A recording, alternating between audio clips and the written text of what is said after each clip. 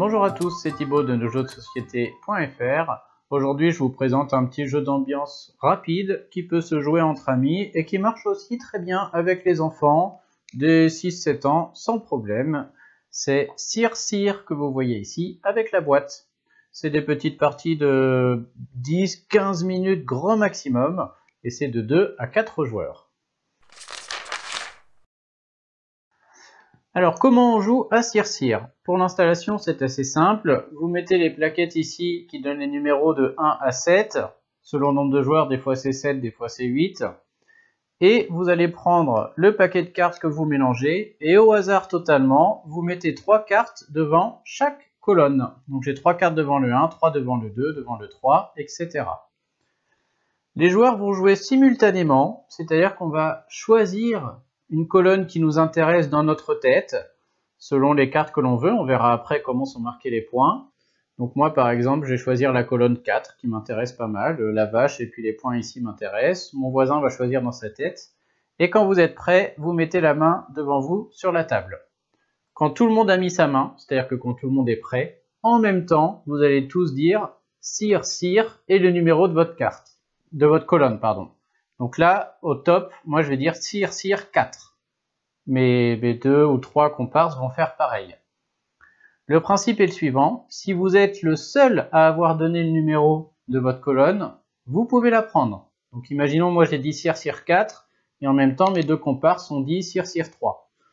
Je suis tout seul à dire la 4, et donc à partir de maintenant, j'ai une vache et 2 cartes bleues que je mets devant moi. Par contre, si vous êtes plusieurs sur une colonne à avoir dit le même chiffre, dans ce cas-là, vous ne prenez rien. On enlève une carte de la colonne qui est jetée. Donc là, la poule est jetée parce qu'ils ont tous les deux dit 3. Et par contre, ce n'est pas un jeu pénalisant. Donc les joueurs qui n'ont pas pris de carte qui étaient à égalité recommencent, mais ils recommencent seulement entre eux. Moi, j'ai eu mes 3 cartes, donc je vais attendre qu'ils recommencent. Imaginons ils recommencent et ils disent Cire 5, tous les deux. Ils ont encore choisi la même colonne, ça ne marche pas. On enlève une carte et ils recommencent. Imaginons ils recommencent, il y en a un qui dit Cire 3 et l'autre qui dit Cire 2. Cette fois c'est différent, donc le joueur qui a dit 3 aura ses 2 cartes et le joueur qui a dit 2 aura ses 3 cartes. Une fois que c'est fait, hop, et voilà, c'est mes 2 comparses. Le premier tour est fini, on remet les cartes là où elles ont été prises et on va recommencer tout simplement. Hop. Donc vous reposez les cartes, vous remplissez chaque colonne avec 3 cartes. Et on recommence. On refait Cire avec le numéro qui nous intéresse. Si on est tout seul, on peut prendre les cartes et les garder pour constituer sa collection. Si on est plusieurs, on enlève la première et on recommence jusqu'à ce que chacun ait eu ses cartes. Donc c'est assez drôle, tout le monde peut jouer. Les enfants des 6-7 ans, ils n'ont aucun mal à dire Cire avec un numéro, même s'ils jouent un peu comme ça. Et voilà, il n'y a pas de problème à jouer. Au niveau des points de victoire, on va voir que chaque carte rapporte des points différents. Et il y a deux moments où on compte dans la partie. Dès qu'un joueur a 13 cartes ou plus, donc en général au bout de 5 tours, puisqu'on récolte les cartes 3 par 3 très souvent, dès qu'un joueur a 13 cartes, on va compter combien on a de points et le noter sur un petit papier. Puis ensuite, on va continuer la manche jusqu'à ce que la pioche s'épuise. Quand la pioche est épuisée, on fait un dernier tour en remplaçant s'il faut avec les cartes de la défausse. Et on fera un comptage final avec toutes les cartes. Donc c'est le premier principe de ce jeu quand on a 13 cartes et qu'on fait un premier comptage. Donc imaginons, on a joué 5 tours. Voilà, j'ai toutes ces cartes devant moi. 3, 4, 5, 6, 7, 8, 9, 10... J'ai 3, 4, 5, 6, 7, 8, 9, 10, 11. Je fais Cire 4. Hop, j'ai réussi à prendre ces 3 cartes. Mes adversaires ont pris le 3 et le 2, par exemple, sur cette manche-là.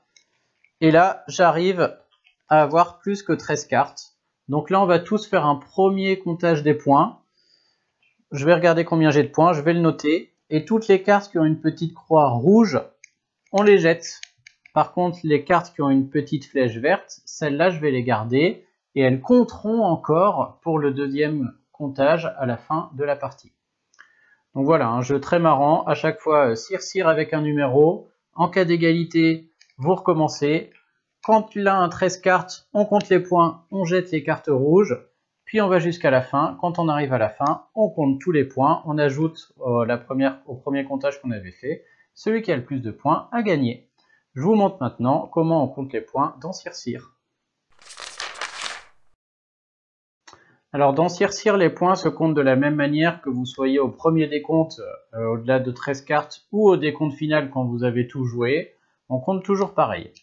Donc on a des cartes vertes qui sont les cartes animaux. Celles-ci, elles valent des points selon le nombre d'animaux identiques que vous avez. Par exemple, l'oie ici, c'est marqué si j'ai une oie, ça vaut 1 point. Si j'ai 2 oies, ça vaut 3 points. Si j'ai 3 oies, ça vaut 6 points, etc., etc. Donc en général, on va essayer de faire des collections d'animaux plutôt que d'essayer d'avoir un de chaque, ce qui est assez inutile. Donc là, en l'occurrence, j'ai une oie qui vaut 1 point. J'ai 3 vaches, quand c'est 3 vaches, ça vaut 6 points. Si c'est 1, ça fait 7. Un cochon qui vaut 1 point 8. Un lapin qui vaut 1 point 9. Et 2 poules, ça vaut 3 points. 9 et 3, 12. Donc cette collection d'animaux vaut 12 points. Si j'étais au premier décompte, c'est que des flèches vertes, donc je les garde et je vais pouvoir améliorer mes collections jusqu'à la fin. Donc voilà pour les animaux, on essaye d'en avoir plein du même type. Le roi, c'est le même fonctionnement. Par contre, c'est un système un peu plus exponentiel, c'est-à-dire si vous n'avez pas beaucoup de rois, ça vaudra vraiment peu de points, mais dès que vous arrivez à en avoir beaucoup, notamment 5, 6 ou 7, ça explose et ça vaut beaucoup plus. Donc si j'ai un roi, ça vaut 0, si j'ai 2 rois, ça vaut 1 point, par contre on voit si j'ai 6 rois, ça vaut 25. Donc voilà le fonctionnement du roi un peu similaire aux animaux, mais à la différence qu'il y a beaucoup plus de rois et que c'est un système exponentiel. Donc là j'ai un roi, ça vaut 0 points. Le roi est aussi une carte qu'on va garder jusqu'à la fin.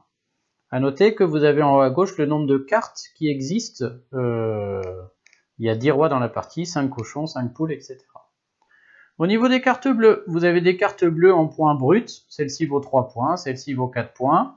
A noter que si vous les avez au décompte à 13, vous les marquez, par contre celles-ci seront jetées. Vous ne les remarquerez pas à la fin de la partie. Donc là j'ai 7 points. Vous avez ensuite en bleu des cartes églises. Église, c'est très simple, c'est le joueur qui a le plus d'églises qui marque. Et il marque 10 points. Donc si là mes adversaires ont moins que 3 églises, c'est moi qui vais marquer 10 points en tout, hein, pas par église. Si par contre j'ai un adversaire qui a 4 églises, ça vaut 0. Tout ça est défaussé. En cas de premier ex-aequo, tous les premiers ex-aequo marquent 10 points sur les églises. Ces cartes ont du rouge, donc elles s'en vont. Et on a une troisième carte bleue, c'est les chevaliers. Les chevaliers, vous marquez 1 point par chevalier. Sauf si vous êtes la personne qui possède le plus de chevaliers. Et dans ce cas-là, vous marquez 2 points par chevalier.